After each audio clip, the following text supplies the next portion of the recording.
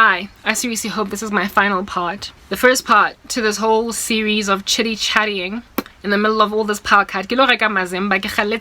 I mean, these people are making me comfort eat. I'm trying to be a fitness instructor. I have to be kind of hourglass shape. You know, I have to be toned. Can't be having no belly fat. I gotta prove a point. And here it is that these podcasts are making me go nyothenga mazimba ne chocolate. Anyway, whatever. Mazimba wa teng atlong thusa hore ke go through a podcast, because what else am I gonna do?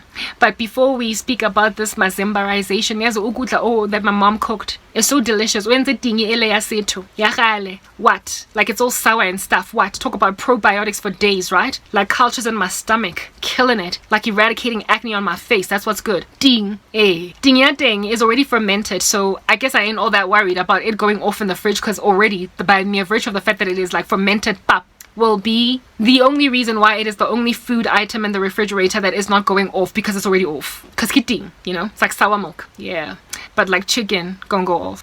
Y'all need to understand hore cabbage you're gonna go off. Ukudla okumnandi kanjani kuyoba off. My mom cooks for a whole week and all that food is gonna get like wasted by Wednesday because of this power situation, as if though there isn't already a global food crisis, as if though there isn't already famine in the lands, and you're making people cook, like throw out perfectly good food because you keep on cutting their power for an entire day. I am not looking forward to how long this podcast is going to last for. I don't know, I'll probably come back maybe after a day or two, because I've got too much content. I'm backlogged. I haven't been able to work on real time because of these podcasts, and let you know how long this podcast was, how long it lasted. I don't know, but it doesn't matter, because the moment it exceeded 4 hours, things just got real. Yeah, things just got real. When I opened this message, I was making a joke. I was very jocose. I can be jovial in the midst of all of this catastrophe.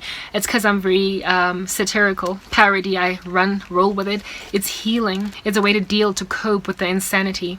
I made a joke about a word that Russell Brand innovatively made up called technologization proper. That was his word in a video that I was watching of his, where he was speaking about Bill Gates and basically the internet of food. Okay, and I was like, oh my, technologization of food. We're about to enter into a technologization of our bodies, of our entire ecosystem. But here it is that South Africa is anti-technology to a point where all technology systems, all technology platforms, anything at all that uses technology cannot even operate in South Africa, because we don't have electricity in this country. Everything literally leans on electricity. It is by far the most infrastructural provision by a country, and so ought to be guarded very carefully by that country's leadership. And yet South Africa has completely ignored the most important technological provision or enabler in the country, and so in so doing they are decimating their economy.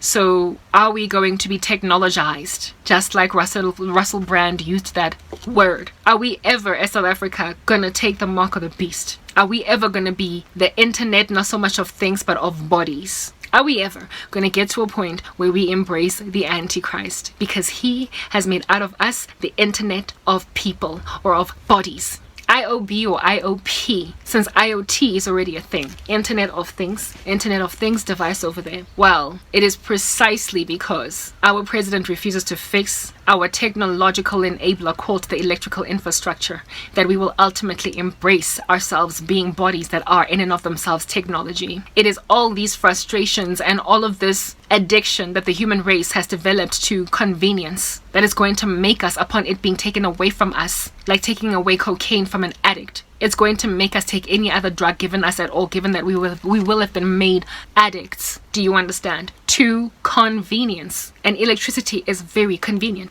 And an internet is convenient.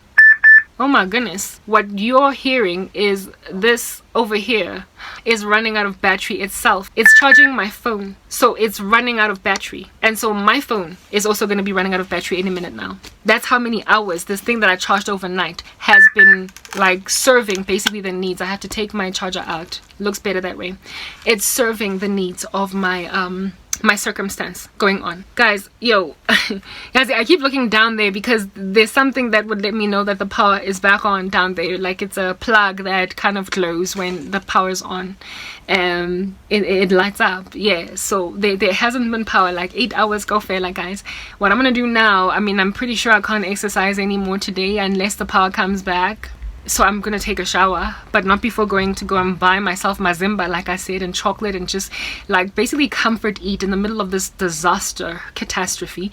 I counseled my mom to get a gas stove, so at least I can warm food up that is yet to go off, but it will inevitably go off if these kinds of power cuts linger. So food is going to be wasted, so might as well just like gimba at this point and finish it all. There's a global food crisis. Why throw away some perfectly good chicken? And who wants to eat motohwa dingi papa ya dingi liwan? It's literally too sour. I get only Brenda ole wako TikTok wa dijo tse hectic. That's not what I am. So the situation that we are facing on the ground is ushering in the Antichrist. It is precisely because of taking away enablers of convenience, one of which is electricity, and then Wi-Fi, internet, global communication, ability to charge batteries and stuff like that.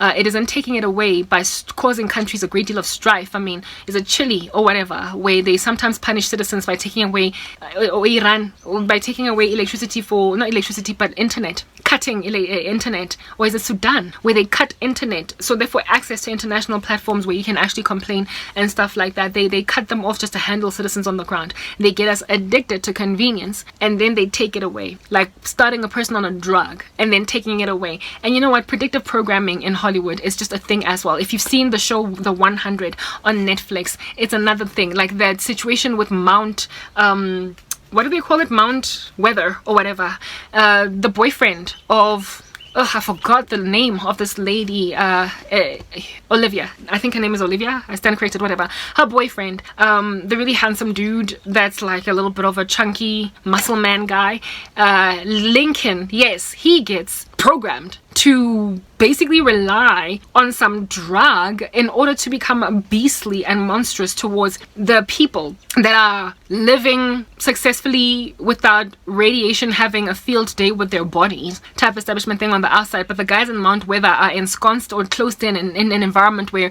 if they open up that environment, they start to die from radiation poisoning. And Lincoln is one of the mountain men or whatever, and they call them mountain men. They convert him by causing him a drug addiction that, upon it being paired together, classical conditioning with some kind of a like funny thing that if they press it, his brain goes like funny if he goes out of his way. They condition him to basically kill anybody at all that, like, you know, and not kill, but also not just kill, but they harvest human blood. They harvest people because the blood of the people who live outside of the radiation zone is able to give life to the people who can't live within the radiation zone, who are at Mount Weather. And so for those reasons, they need like people who live on this, like, on the earth within the radiation. They take a whole bunch of strong men like Lincoln and they cause him to be the person to fetch, to essentially harvest, to hunt, to farm human bodies. Thank you.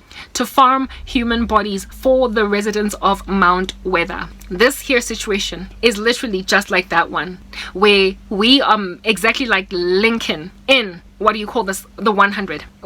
Those of us who are able to survive very harsh conditions are being used to farm other people, and in so farming all of these other people, we are feeding the elite of the world who are trying to run the show from an ensconced environment because they can't touch the world personally within their own personal capacity. So situation on the ground with us in South Africa is literally exactly similar to the one in the show The 100. They say it in movies, they say it in the news, they make it clear, and you think that all of that wickedness, that nefariousness, God is just going to let it slide? No guys, it's not going to happen. We're going home. I'm signing out in Christ's name, Crank. Bye.